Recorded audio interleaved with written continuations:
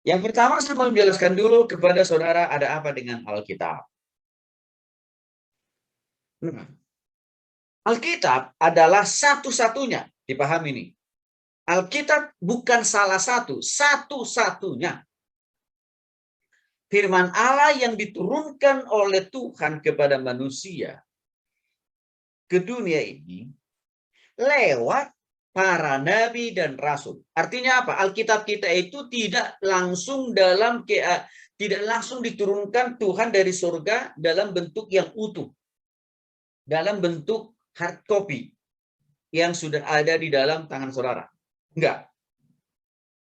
Tetapi memang Alkitab itu diturunkan Tuhan, didiktekan Tuhan, disampaikan Tuhan lewat manusia dulu. Tapi bukan manusia biasa, tapi manusia yang super-super luar biasa. Siapa mereka? Yaitu para nabi dalam perjanjian lama dan juga para rasul di dalam perjanjian baru. Jadi saya katakan tadi, Alkitab kita tidak langsung diturunkan sudah dalam bentuk yang jadi kepada manusia, enggak. Tapi disampaikan lewat para nabi dan para rasul. Hal yang kedua, walaupun memang Alkitab kita itu didiktekan, disampaikan oleh Tuhan kepada para nabi dan rasul, ya tidak berarti isi dari Alkitab kita itu adalah hasil pemikiran dari para nabi dan rasul, bukan. Tetapi isi dari Alkitab kita itu 100% adalah isi hati, isi pikiran, isi perasaan, dan rencana-rencana Allah 100%. Yang disampaikan, yang dikomunikasikan ya kepada para nabi dan para rasul.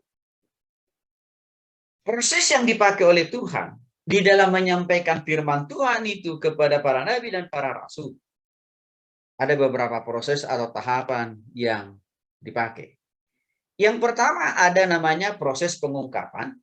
Nanti saya jelaskan apa itu pengungkapan. Yang kedua ada proses inspirasi. Yang ketiga ada proses iluminasi. Dan yang terakhir proses kanonik. Semua proses-proses ini nanti akan saya jelaskan lebih jauh dengan fakta-fakta dan bukti-bukti dari Alkitab. Untuk itu, mari kita lihat bagian-bagian dari keempat proses tadi lebih detail lagi. Yang pertama adalah proses yang Tuhan pakai dalam menyampaikan firman-Nya kepada para penulis, yaitu melalui proses pengungkapan. Apa itu pengungkapan? Atau dalam bahasa Inggrisnya revelation. Pengungkapan itu artinya adalah penyataan. Dalam bahasa Ibrani-nya, bahasa perjanjian lama, pengungkapan itu disebut gila gala, yang berarti membuka tutup atau selubung, ya. Dan dalam perspektif bahasa Yunani, pengungkapan itu ya sama dengan artinya dalam bahasa Yunani apokalipto, atau sama maknanya tadi pengungkapan juga. Nah, secara lebih sederhana, pengungkapan itu artinya adalah awalnya hanya Tuhan yang tahu isi hatinya, isi pikirannya, isi perasaannya, dan rencana-rencananya. Itu hanya Tuhan sendiri yang tahu.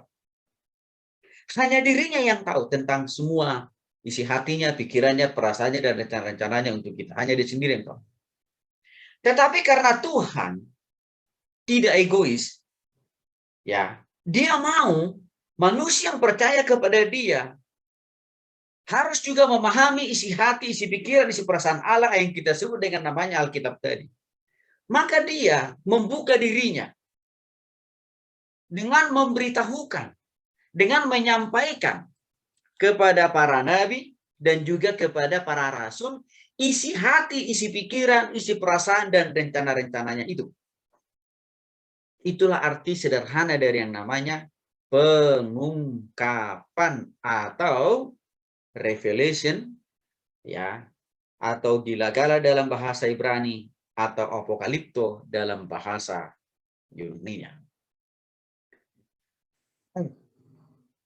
dalam konteks pengungkapan itu, saudara, Allah mengambil prakarsa. Ya, artinya Allah secara pro dan aktif memanggil, memilih, menciptakan dan melahirkan para nabi dan rasul. Ya, supaya apa yang Tuhan targetkan itu bisa terrealisasi lewat para nabi dan rasul itu. Kita lihat beberapa contohnya. Yang pertama misalkan Tuhan ya memanggil Nabi Samuel ya di Silo.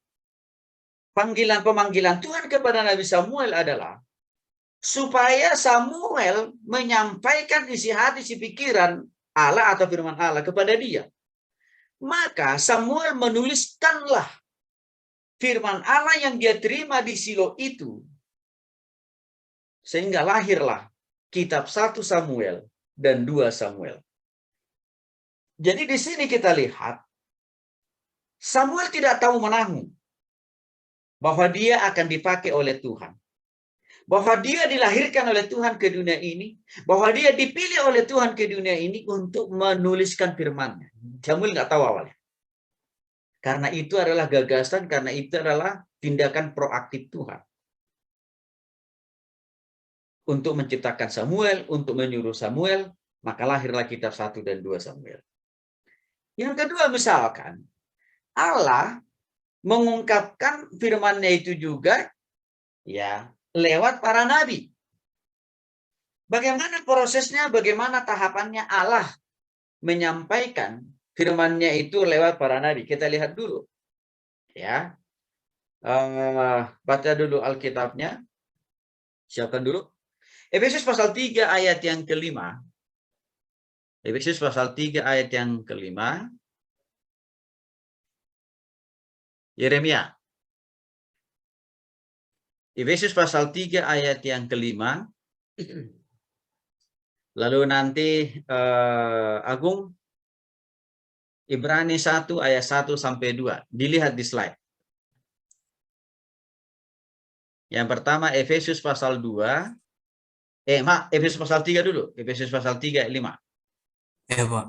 Efesus 3 ayat 5.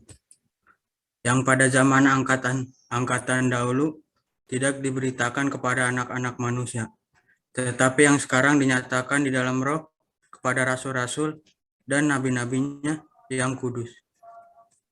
Oke. Jelas di sana, saudara, isi hati, isi pikiran, isi perasaan, dan rencana-rencana Allah itu yang saya sebut dari namanya firman Allah ya. Itu disampaikan melalui Roh Kudus. Kepada siapa? Para nabi. Nabi ini siapa aja? Ya, tadi kita sudah lihat tadi, ada Nabi Samuel tadi. Ada nabi yang lain nggak? Ada.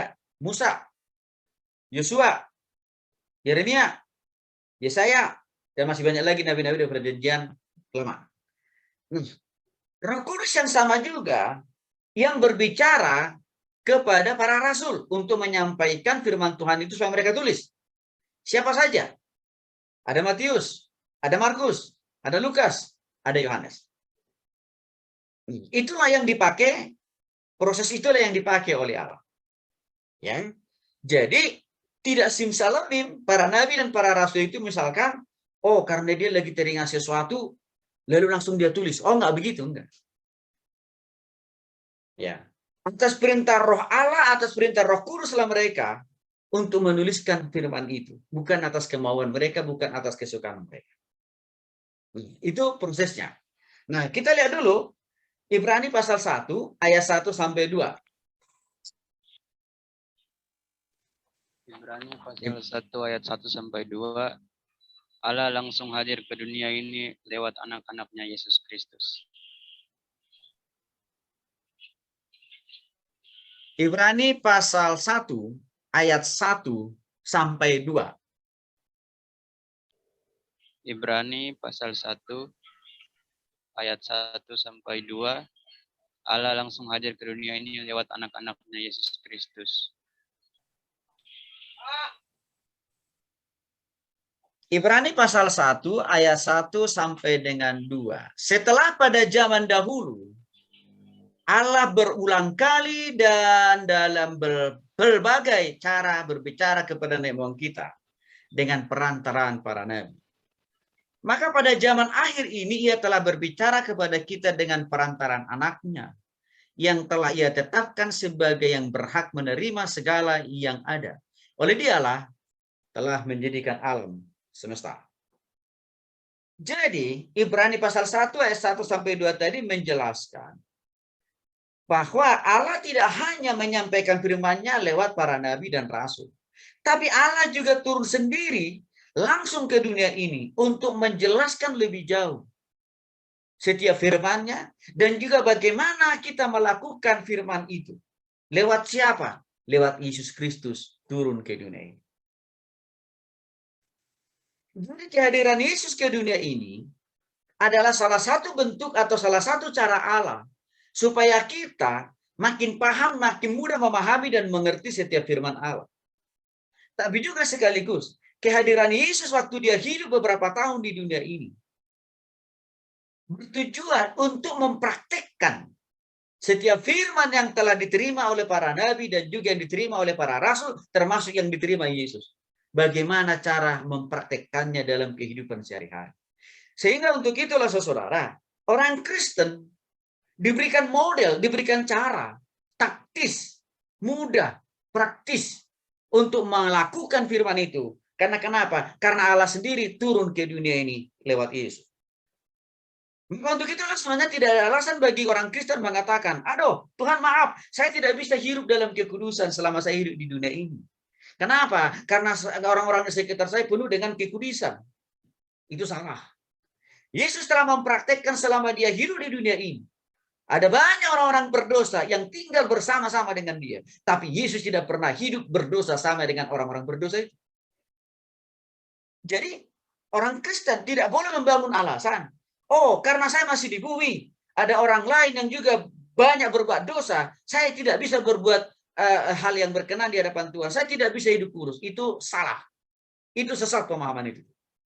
Karena Yesus menjadi bukti nyata. Yesus menjadi contoh konkret. Walaupun pernah dia hidup di dunia ini seperti kita juga. Ada penjahat, ada maling, ada koruptor, ada tukang malas, tukang bohong kan gitu ya. Tapi Yesus tidak pernah hidup berbohong seperti mereka. Jadi, ini yang harus kita syukuri. Mengapa? Karena firman Allah itu tidak hanya konsep, tidak hanya teori, tidak hanya prinsip-prinsip hidup dianggap, tapi dia dapat dipraktekkan, dapat dilakukan dalam kehidupan sehari-hari.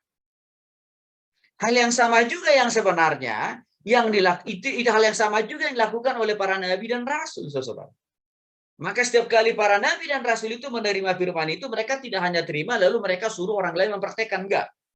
Tapi mereka juga disuruh oleh Tuhan sendiri untuk melakukannya, untuk mempraktekannya dalam kehidupan sehari-hari.